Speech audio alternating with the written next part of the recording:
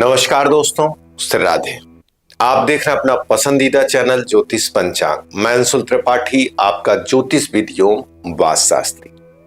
मित्रों, सन 2024 में तुला राशि का क्या हाल रहेगा, कैसा उनका स्वास्थ्य रहेगा, नौकरी, घर, गाड़ी, वैवाहिक जीवन, प्रेम संबंध और दोस्तों के साथ और जो पढ़ाई करने वाले लोग हैं उनके स्टडी के साथ साथ प्रतियोगी परीक्षाओं के लिए कैसा रहने वाला है वर्ष, इसकी पूरी चर्चा हम इस वीडियो में आपसे करने वाले हैं। सबसे पहले हम बात करेंगे कि तुला राशि वाले लोग होते कैसे हैं और अंत में हम आपको बताएंगे कि क्या उपचार किया जाए जिससे ना कि 2024 ही पूरा जीवन आपका एक व्यवस्थित और संतुलित रूप से चलता रहे। तो सबसे पहले बात करते हैं तुला राशि की। तुला राशि 7वें नंबर की राशि है जिसके स्वामी शुक्र है। यह काम त्रिकोण की दूसरी राशि है। तुला राशि में पैदा हुए लोग बड़े बैलेंसिंग होते हैं। ये जब किसी को अपनी राय देते हैं, विषय छोटा या बड़ा हो, बिना पूर्णतः विचार किए उसकी राय नहीं देते हैं। हमने देखा है कि परिवार में ये छोटे हों या बड़े हों, परिवार के लिए ये बहुत कुछ करना चाहते हैं और करते भी हैं। ये अलग बात है कि रिवर्स में इनको कई बार बुराइयां प्राप्त होती हैं। कई बार इनके भाई और बहनों की तरफ से कहा जाता है कि उन्होंने कुछ किया नहीं। तुला राशि में थोड़ी सी चंचलता होती है, लेकिन हमने देखा है कि जैसे इनके ऊपर वजन आता है, इनकी चंचलता गंभीरता में बदल जाती है और हंसता खेलता और मजाकिया आदमी किसी काम में इतना प्रोफेशनल और सीरियस होके करेगा, इसका अंदाजा किसी को नहीं रहता है। जीवन में विवाह हो, माता पिता हो, सभी रिश्तों को अच्छे से निभाने की एक गहरी सोच होती है।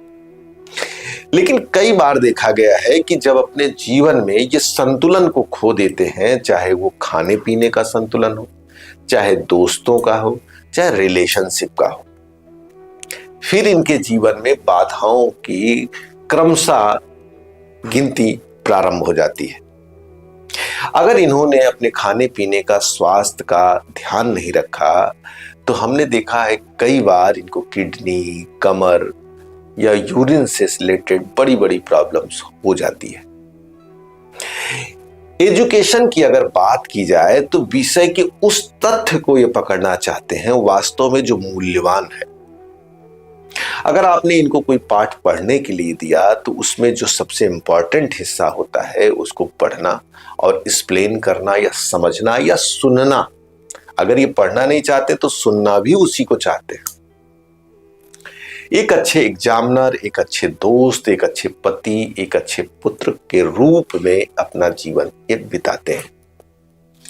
अपने सहयोगी कर्मी के साथ रिश्ते कई बार खराब होने के बाद भी उनको राय देने में ये बड़ी ईमानदारी बरतते हैं। आपकी समस्या पे गहरे रूप से अंदर उतरकर उसको समझकर आपको सही राय देना इनको आनंद देता है। अब हम धीरे धीरे बढ़ते हैं सन 2024 के बारे में। सबसे पहले सन 2024 की प्रारंभ में ग्रहों की क्या स्थिति है इसकी बात हम आपसे करते हैं। बोर्ड पे अंकित है कि शुक्र और बुध दूसरे घर में वृश्चिक राशि में बैठे, मंगल और सूर्य तीसरे घर में धनु राशि में बैठे, शनि पंचम भाव में अपने ही घर कुंभ राशि में बैठे, राहु छठे घर में मीन राशि में बैठे और बृहस्पति सप्तम भाव में अपने पत्नी के अर्थात लाइफ पार्टनर के घर में, पति या पत्नी के घर में बैठे। चंद्रमा एकादश भाव में सिंह राशि में बैठे और केतु द्वादश में कन्या राशि में बैठे।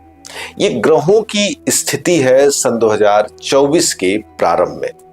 अब अगर हम स्वास्थ्य की बात करें तो शुक्र अपने से दूसरे बुध के घर में मंगल की राशि में बैठा है, तो सबसे पहले आप लोगों को कहेंगे रक्तचाप के साथ साथ आप अपने पानी के बैलेंस को बनाइएगा और यूरिन या आपको कभी थकान लगती है या आपके मैन पावर में या वुमेन्स पावर में थोड़ी कमी आने की संभावना इस वर्ष देखी जा सकती, इसलिए खान पान अच्छा करें।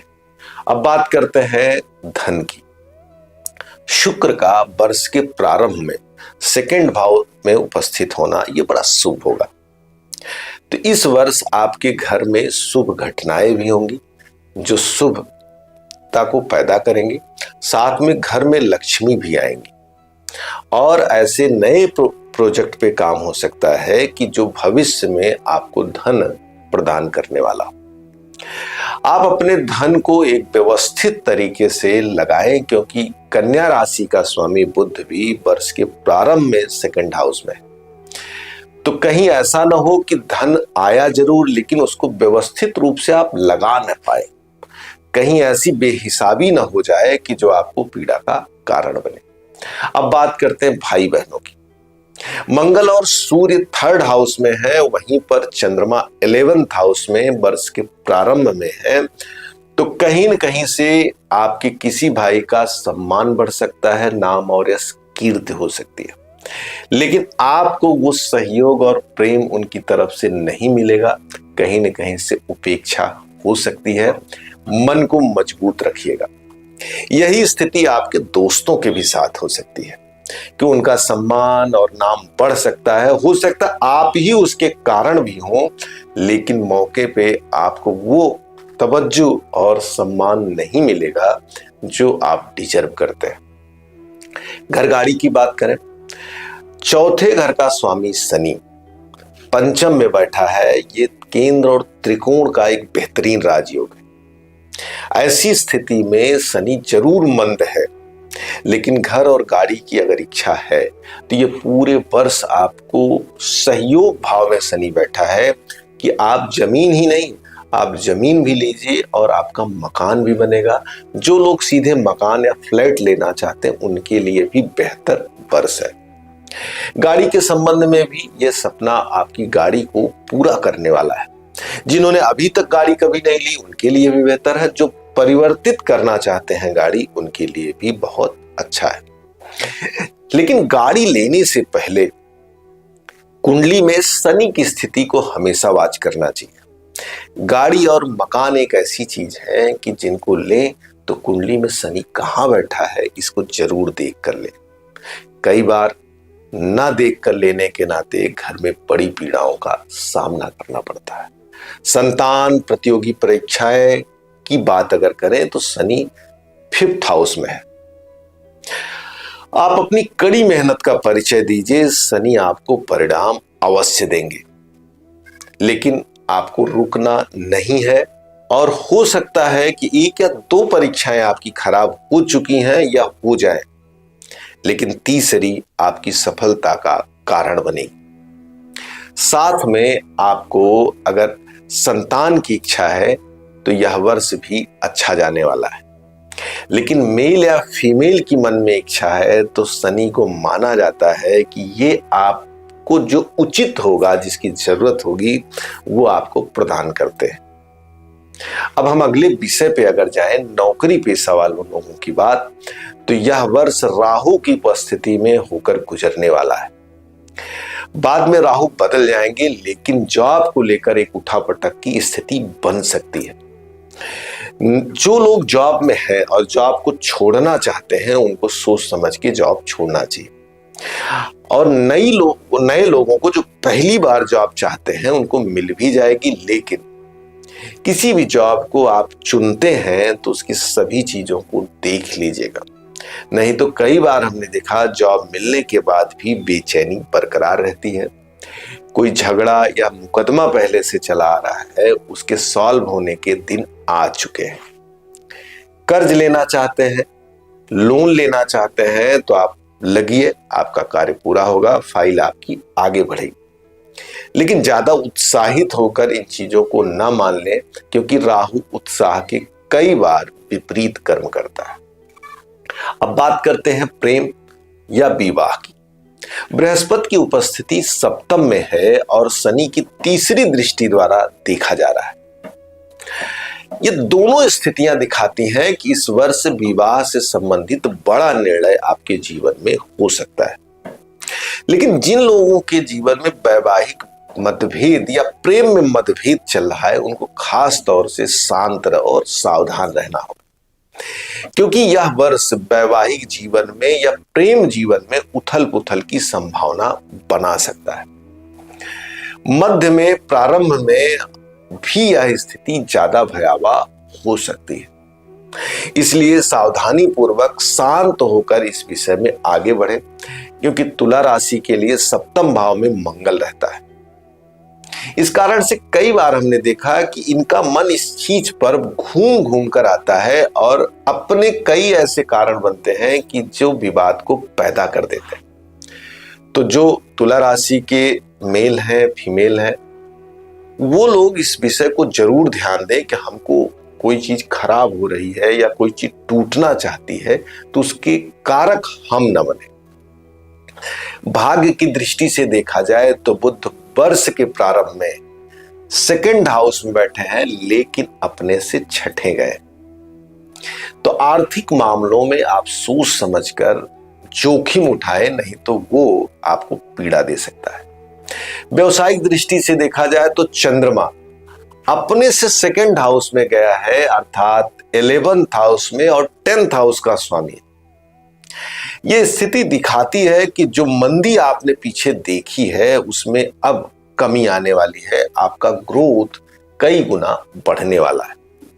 जो लोग सलाह देने, लिक्विड से संबंधित, घर गाड़ी से संबंधित कार्य कर रहे हैं, प्लाटिंग वगैरह कर रहे हैं या एक्टिंग का काम कर रहे हैं, उनके लिए तो यह वर्ष बेहद अच्छा जाने वाला है।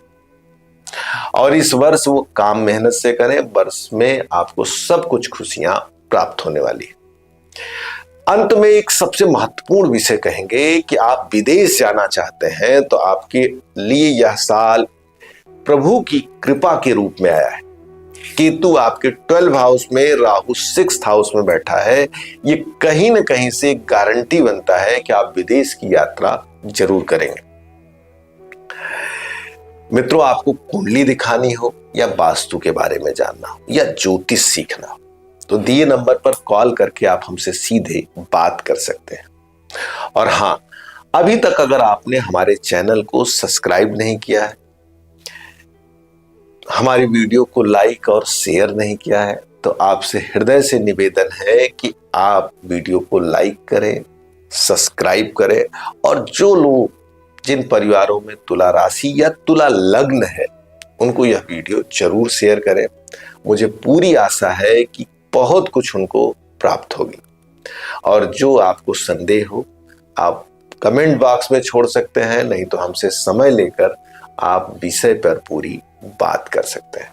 नमस्कार, राधे। उम्मीद करती हूँ आपको वीडियो पसंद आया होगा, तो इसे लाइक करना ना भूलें। ज्योतिष और पंचांग से जुड़ी जानकारी हम आपके लिए लाते रहेंगे, तो आपके अपने YouTube चैनल ज्योतिष पंचांग को सब्सक्राइब करें और बेल आइकन जरूर प्रेस करें, ताकि आपको लेटेस्ट वीडियो की नोटिफिकेशन लगातार मिलती रहे।